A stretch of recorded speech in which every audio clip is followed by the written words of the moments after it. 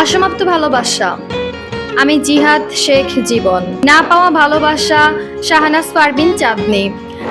আমাদের পরিচয়টা হয় একটা বৃষ্টির দিনে 2016 সালের ফেব্রুয়ারির 2 তারিখ। সেও পড়াশোনা করত, আমিও পড়াশোনা করতাম। তাদের গ্রাম আর আমাদের গ্রাম পাশাপাশি। সে আমাদের গ্রামের স্কুলে পড়াশোনা করত।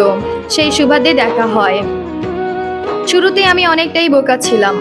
মেয়ে মানুষ দেখলে এড়িয়ে চলতাম। তার সাথে একদিনের কথাতেই বন্ধুত্ব হয়ে যায়। তখন কোনো ফোন ছিল না, দুজনেই চিঠি লিখতাম। আমাদের সুসম্পর্ক ছিল। এভাবেই 2 বছর চলে যায়। 2018 সালের জুন মাসের 17 তারিখ সে আমারে ভালোবাসার কথা জানায়।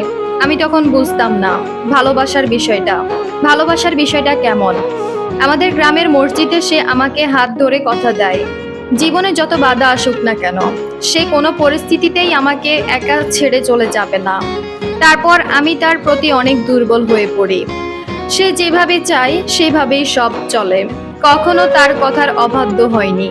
তার প্রতি মায়া অনুভব করতে থাকি। আমার জীবনের প্রথম ভালোবাসার হাতে ঘড়ি হয় তার মাধ্যমেই। একটা সময় তার সাথে থাকার প্রতিজ্ঞা করলাম। তাকে এতটাই সময় দিতাম যে আমার রেজাল্ট আমি খারাপ করলাম। তারপর সে শহরের স্কুলে ভর্তি হলো। আমি তাকে সবসময় বিশ্বাস করতাম। যদি হাতের 2 আঙ্গুল দেখিয়ে বলতো এখানে 5 আঙ্গুল, তাই বিশ্বাস করতাম। টানা 2টা বছর অন্ধ বিশ্বাস করেই ছিলাম।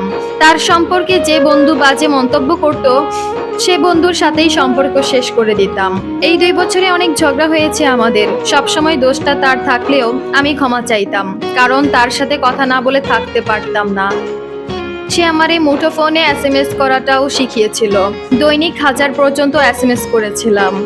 সে তার যখন মন চাইতো রিপ্লাই করত। আমি তার রিপ্লাইয়ের অপেক্ষায় থাকতাম। আমি থাকার সত্ত্বেও সে শহরে ছেলে বন্ধু বানাইতো। আমার সহ্য হতো না। সে জানতো, তবুও ছেলেদের সাথে কথা বলতো। এই ব্যাপার নিয়ে 2 মাস কথা হয়নি তার সাথে। এরই মাঝে তার নতুন ভালোবাসার মানুষ হয়ে গেছে। তারপর সে তার পরিবারের মতে বিয়ে করে নিল। আজ 5 বছর চলে গেছে, এখনো তাকে ভোলা সম্ভব হয়নি। তাকে কিছু বলার মতো কোনো প্রকার সুযোগ আমার নেই। তাকে বলতে চাই, অপ্রাপ্তির খাতায় প্রাপ্তির হিসাব লিখতে গেলেই মনে পড়ে যায়, তুমি কিছু দিনের জন্য হলেও আমার ছিলে। আমার প্রাপ্ত অধিকার তুমি কাকে দিয়ে দিলে? তুমি তো নিজেকে বদলে নিলে গিরগিটির মতো। পড়ে রইলাম আমি তোমার দেওয়া ক্ষত নিয়ে। মন ভেঙেছ, তাতে তুমি নও দোষী। তুমি হাসি খুশি থাকলে আমি কষ্টে থাকলেও সুখী। পরিশেষে দেই না অভিশাপ, যদিও মন ভাঙা আর মসজিদ ভাঙা সমান পাপ। আমি যখন বর হব তুমি হবে বধূ। 1000 জন চাইলেও তোমায় আমারই হবে শুধু। কত কথা ছিল এমন অবাস্তব, রয়ে গেল স্মৃতি। কল্পনায় সাজানো 1000 স্বপ্ন স্মৃতি হয়ে গেল। দুজনের পথ 2 দিকে গেলেও সুখের পাইনি দেখা। সে পেয়ে গেল রঙিন দুনিয়া আর আমি বড্ড একা। মানুষ কখনো একবারে মৃত্যুবরণ করেনি। দেহের মৃত্যু একবার, মনের মৃত্যু বারবার। আমি মারা গেছি, অথচ আমি জানি না। অদ্ভুত, আমি মারা গেছি, অনেকেই বিশ্বাস করে না।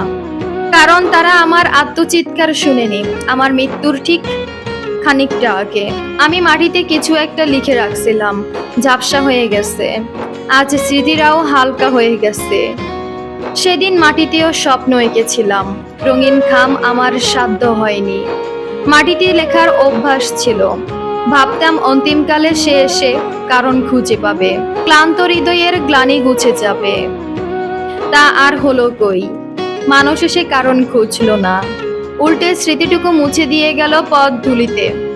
আমি অবাক দৃষ্টি কাদো কাদো ভঙ্গিতে দর্শনার্থী ছিলাম।